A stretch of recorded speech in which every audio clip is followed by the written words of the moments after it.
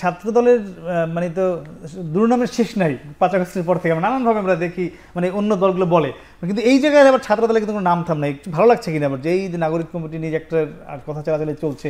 সেটা তো তাদের অভ্যন্তরীণ বিষয়। বিষয় হচ্ছে কি, ওই যে বড় গাছটা ঢিল তো বেশি পড়বে স্বাভাবিক, ওই বড় গাছের বাতাসও বেশি লাগে। ৫ই আগস্টের আগে মানে দীর্ঘ হাসিনার ফ্যাসিজমের সময় আমরা এত নিপীড়নের শিকার হয়েছি। আপনি একটা ছাত্র সংগঠন যে আপনি যে সংস্কারের কথা বলতেছেন, আপনার প্রত্যাশা অনুযায়ী সেই সংস্কারের জায়গায় রয়েছে কিনা তাদের আচরণটা, সেটা তো দেখার দরকার আছে। যদি থাকে সেটা প্রশংসা করবেন আপনি, ঢালাওভাবে সমালোচনা করা তো সমীচীন না।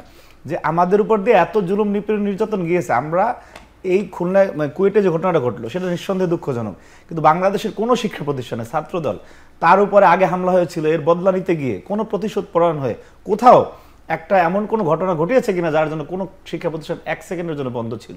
এবং সেই যে আগের যে রাজনৈতিক কালচার ছিল, বাইক শোডাউন দেওয়া, বড় বড় শোডাউন দেওয়া, সমস্ত জায়গাগুলি থেকে আমরা শিক্ষার্থীদের প্রত্যাশা অনুযায়ী, তাদের যে আকাঙ্ক্ষা অনুযায়ী যে না আমরা আগামীতে কী ধরনের রাজনীতি চাই, সেই অনুযায়ী আমরা যে আমাদের পথ চলতেছি, সেই বিষয়টাকে আপনারা প্রশংসা করেন।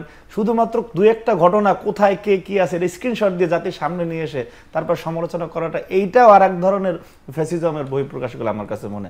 সুতরাং আপনি সাদাকে সাদা বলেন, কালোকে কালো বলেন, ভুল হতেই পারে। ভাই যে একটু আগে বললো যে নাগরিক কমিটির 2-1 জন লেখালেখি করছে, তো আমাদের তো 2-1 জন ভুলে ওই সংঘর্ষে যেতেও পারে, যদি যায় তার বিচার হবে। ওনারা বলছে যে ভুল যদি 2-1 জন করে থাকে পদ দিবে না, কোথাও থাকবে না। তো যুবদলের যে নেতার নাম মেনশন করলো, সে যদি যায় অবশ্যই সে বিচার আওতায় আসবে। এটা তো যুবদল বা ছাত্রদল করলে সে বিচারের বাইরের কেউ, সে মহা শক্তিশালী বিষয়টা তা না। যেই করুক না কেন, সে এটা তো অসভ্য সমাজ না, এটা আওয়ামী লীগের যুগ নাই, তো সে বিচারের আওতায় আসবে। আমাদের একটু জানতে চাই, আপনারা ক্যাম্পাসে ছাত্র রাজনীতি চান, আপনারা আপনাদের কমিটি দিয়েছেন, যারা ছাত্র রাজনীতি চায় না আপনারা তাদের বিপক্ষে দাঁড়িয়ে রাজনীতি চাচ্ছেন ক্যাম্পাসে, কিন্তু আপনারা ক্যাম্পাসে ছাত্র সংসদ নির্বাচন এই মুহূর্তে কেন চাচ্ছেন না? সেখানে একটি সংস্কারের কথা বলে সেটি কেন আবার বিলম্বিত করতে যাচ্ছেন? এটি দ্বিচারিতা কি না? আমরা কোথাও ছাত্র সংসদ নির্বাচন নিয়ে বাধা হয়ে দাঁড়াইনি। জাহাঙ্গীরনগর বিশ্ববিদ্যালয়ে যেদিন ছাত্র সংসদ নির্বাচন নিয়ে সিন্ডিকেট সভা চলছিল, ছাত্র দলের সভাপতি সেখানে গিয়ে একটি ছোট্ট কাগজ ধরিয়ে এসে ভিসিকে জাহাঙ্গীরনগর কমিটির, এবং সেদিন কিন্তু নির্বাচনের যে তফসিল ঘোষণা হয়নি, এগুলো স্পষ্ট গণমাধ্যমে সব আছে। এগুলো আমি আপনাকে বলছি, বিষয় হচ্ছে যারা জাতীয় নির্বাচনের আগে সংস্কার চায়, এই একই ব্যক্তিরা আবার ছাত্র সংসদ নির্বাচনে সংস্কার চায় না। ছাত্র সংসদ ইলেকশনের আগেও তো কিছু বিষয় আছে, ছোটোখাটো সংস্কার থাকলেও, যে আপনি সিন্ডিকেটের মাধ্যমে ইলেকশনের অনেক গতি ত্বরান্বিত হবে, সেই সিন্ডিকেটে অনেক ফ্যাসিস্ট রয়ে গেছে। তারপরে যে আরও কিছু বিষয় রয়েছে, সেটার স্পষ্ট আমরা একটা মৌলিক সংস্কারের বিষয় আমরা যেমন ডাকসুতে আমরা ছাত্রদল থেকে দিয়েছি যে এই সংস্কারগুলি করে আপনার মানে আমাদের পক্ষ থেকে বলা হয়েছে।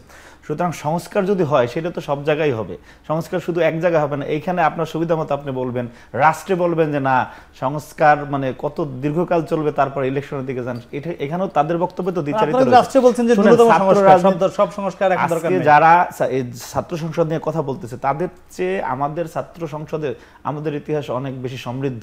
ছাত্র সংসদের মাধ্যমেই জাতীয়তাবাদী ছাত্রদল দেশের জনপ্রিয় ছাত্র সংগঠনে পরিণত হয়েছে। সুতরাং ছাত্র সংসদ না হোক এই বিষয়ে আমাদের কোনো রকমের বক্তব্য নাই। আমাদের বক্তব্য হচ্ছে যে আপনি সংস্কারটা এখানেও দরকার আছে, যেসব প্রাসঙ্গিক বিষয় সংস্কার দরকার সেটা স্পষ্ট রূপরেখা আমরা দিয়েছি, সেই কাজটি আপনি করে আপনি 1 সপ্তাহ মধ্যে ইলেকশন দিয়ে দেন। আমাদের কোনো ছাত্রদল ছাত্রলীগের পথে এগোচ্ছে, এক কথা জানতে চাই, এটি কি আপনি একমত?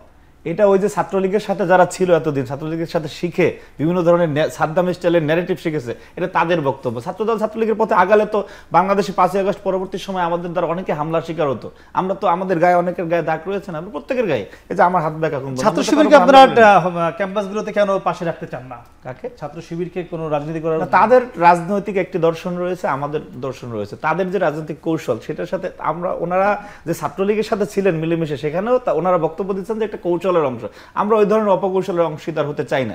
আমাদের আদর্শ আমাদের কাছে, ওনাদের